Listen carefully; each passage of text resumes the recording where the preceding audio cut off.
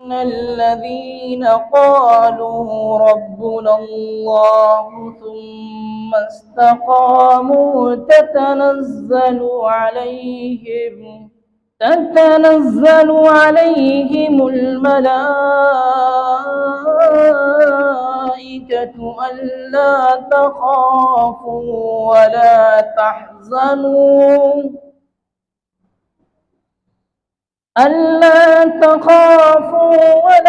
تحزنوا وأبشروا بالجنة التي كنتم توعدون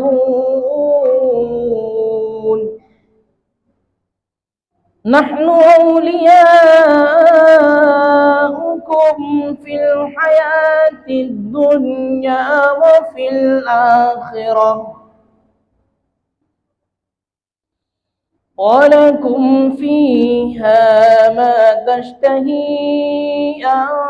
أنفسكم ولكم فيها ما تدعون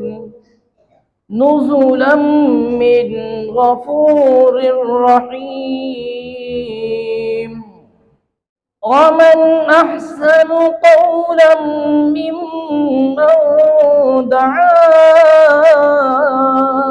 إلى الله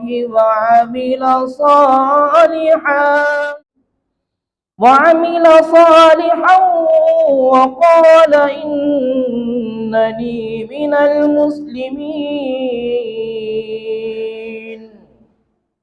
صدق الله العظيم.